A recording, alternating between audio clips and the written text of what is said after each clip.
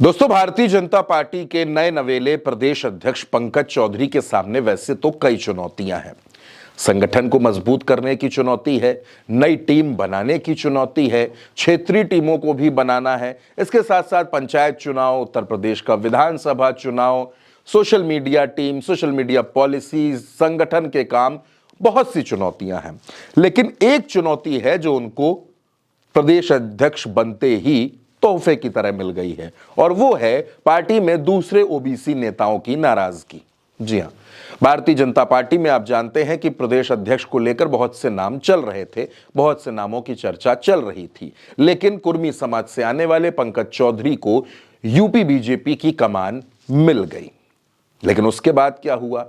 उसके बाद जो सबसे पहली नाराजगी देखने को मिली वो लोध बिरादरी से मिली, लोध समाज से मिली, क्योंकि लोध समाज ये मानकर चल रहा था कि या तो बीएल वर्मा प्रदेश अध्यक्ष बन जाएंगे या फिर उत्तर प्रदेश सरकार में मंत्री धर्मपाल सिंह को प्रदेश अध्यक्ष की कमान मिल जाएगी। दोनों को नहीं मिली। आप जानते हैं, आखिरी दौर में चर्चा शुरू हुई साध्वी निरंजन ज्योति की। साध्वी निरंजन ज्योति फतेहपुर से आती हैं, नरेंद्र मोदी की सरकार में मंत्री भी रह चुकी हैं, उत्तर प्रदेश में विधानसभा की सदस्य भी रह चुकी हैं और फतेहपुर में सांसद भी रह चुकी हैं। लेकिन 2024 में वो चुनाव हार गई थी। साध्वी निरंजन ज्योति की चर्चा जितनी तेज हवा के साथ आई, उतनी ही तेज वो चर्चा खत्म भी हो गई थी। लेकिन एक और नाम था जो खुद कुर्मी समाज से आता था, वो नाम स्वतंत्र देव सिंह का। स्वतंत्र देव सिंह उत्तर प्रदेश की सरकार में मंत्री हैं, इससे पहले वो प्रदेश अध्यक्ष रह भी चुके हैं। चर्चा ये भी थी कि योगी आदित्यनाथ ये चाहते थे कि स्वतंत्र देव सिंह ही प्रदेश अध्यक्ष बने, लेकिन स्वतंत्र देव सिंह को दरकिनार करके आलाकमान ने पंकज चौधरी के नाम पर मुहर लगाई। जाहिर सी बात है कि जिन लोगों का नाम प्रदेश अध्यक्ष की रेस में सबसे आगे चल रहा था, पंकज चौधरी ने उन सभी को पीछे छोड़ दिया था। और ये बात पंकज चौधरी भी समझते हैं कि इन नेताओं को मनाना, इनको साथ लेकर चलना बेहद जरूरी है। इसलिए पंकज चौधरी ने साध्वी निरंजन ज्योति से भी मुलाकात की, उन्होंने स्वतंत्र देव सिंह से भी मुलाकात की और मुलाकात उन्होंने विनय कटियार से भी की। पंकज चौधरी जानते हैं कि उत्तर प्रदेश में अखिलेश यादव का पीडीए भारी पड़ा है, 2024 में भारी पड़ा है और अखिलेश यादव को यह भरोसा है कि 2027 में भी ये भारी पड़ेगा।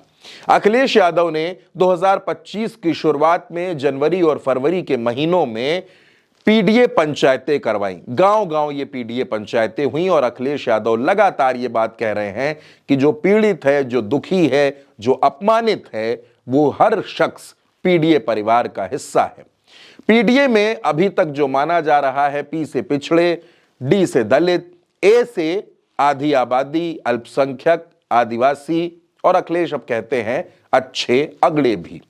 यानी अखिलेश यादव जो ताना बाना बुन रहे हैं, वो पीडीए को साथ लेकर चल रहे हैं, संविधान और आरक्षण की बात कर रहे हैं। हाल ही में लेखपाल भर्ती आई तो उसमें भी अखिलेश यादव ने यह मुद्दा उठा दिया कि ओबीसी के पदों के साथ लूट हुई है।